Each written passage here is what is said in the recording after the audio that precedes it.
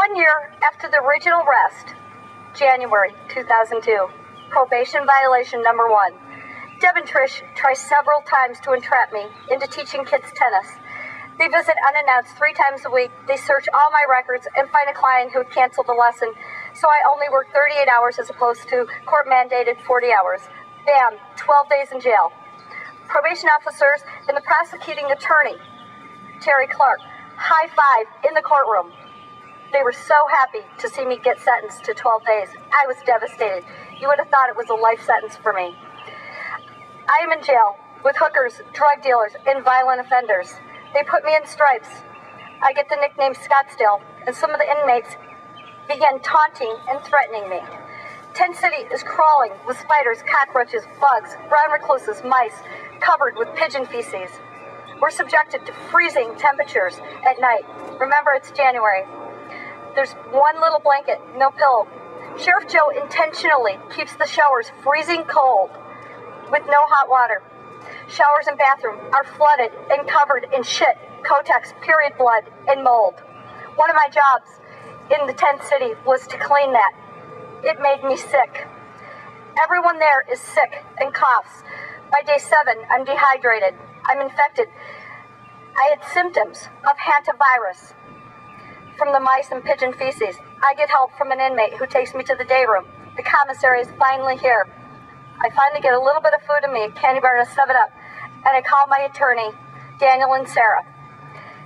He's one attorney that did fight against the system. They're very hard to find.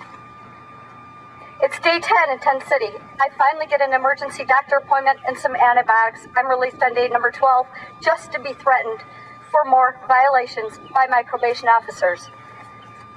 My parents moved down from Michigan to help out. We try to work as a team to finish probation directives so that I can get arranged to go back maybe to the Hamptons in the summer and make some money so that Jess and I can get my career back on track. But Maricopa County had a different plan. Wear me down as much as possible. Deb and Trish tried to set me up on a parent class violation, but we were able to prove that I had completed all the parenting classes. Regardless, I couldn't help feel that they were done, they were trying to break me down. My parents and Jess got in a near fatal car accident while I was attending probation directive classes. Now I had to take care of both my parents, Jess, and follow probation requirements. But Deb and Trish did not let up. They got worse. Prior to the accident, a concerned friend invited me to Florida for 3 days, the end of April. I needed to get away. My sister Mary came out from Michigan to watch Jess and help my parents. I got the go-ahead from attorney Carrie Drobin, who was assigned to my reversal of the plea agreement and had cleared it with probation and the courts. She went as far as leaving a message on my answer machine saying she'd taken care of everything with Deb and Trish, approving my trip to go ahead and go to Florida for 3 days, covering my every move. I saved the answering machine tape, approval for Florida, stating I could purchase the ticket, etc. I went to Florida. A day later, there was a new message on my machine when I arrived home from Deb Jones to self-surrender May 1st for the month of May, probation violation number 2, not having a travel permit. I wrote to Daniel and Sarah, my attorney friend, stating all facts. I had even faxed Judge McVeigh from Florida when I was down in Florida. I hired a high-profile attorney, $10,000, for an emergency hearing. I have the tape. I self-surrender on May 1st. Tent City is very hot.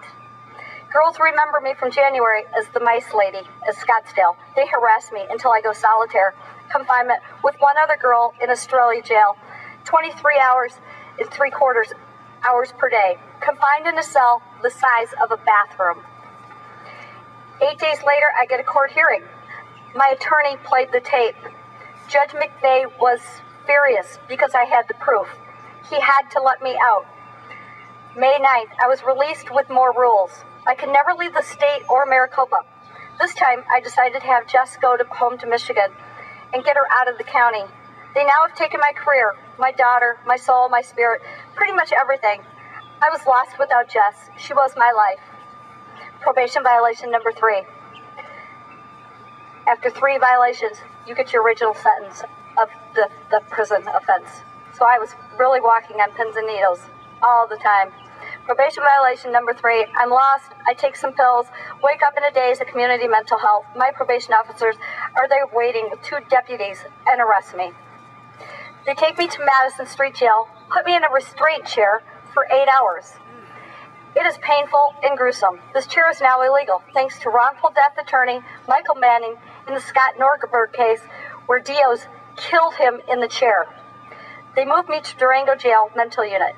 I was there for 1 month, awaiting my original sentence of 3 years in prison. Daniel and Sarah is now my attorney again, pro bono. At the hearing, Terry Clark shows up, gloating, and the judge gives me 1 more month in the towers. For Thanksgiving, they serve us raw quail for dinner. I miss Jess so much. What did I do to deserve this? Jess wrote me often. I cried all the time. December 1st, I'm finally released. I'm given a new judge and probation officer. But my fight went on to be with my daughter and get out of Maricopa. That was now my new goal. I wrote Judge Ronald Reinstein daily, weekly. My travel permit was regained so I could see my daughter in Michigan. It was too late for my job in the Hamptons, even though I was rehired. The system, I'm sure, planned every move. End of August, I was getting ready to move apartments, still hoping and waiting to get off probation. I looked at my case and realized I was already off. But the probation officers had done a home visit and made me get a travel permit, fully knowing I was off probation for a month prior. This was when my real fight began. I was a true competitor my whole life. I called the Weekly World News, where I was once a page 5 model. They ran my story in a 4-part series about the nightmare in Sheriff Joe's jails in Maricopa County's corrupt system. I was and am very fortunate to have the support of family and friends and ordinary citizens throughout the state and country. Filmmakers such as Mario Mabe and actress Jamie McCall have joined forces to help me tell my story. We have just signed with renowned David Zucker Productions to help get our story out to a wider audience and let people know what is really happening here. Truthfully, I'm lucky to be alive and free today. There are many innocent people not as fortunate as me who are still in the system without cause. People such as Anthony LaPointe, Courtney Bisbee, Patrick Barrett. I stand here today as a mother and activist. I truly hope that my words and actions here today will be heard. I hope that the people of Arizona and Maricopa County and the whole America will listen and help change this corrupt and unjust system. Thank you.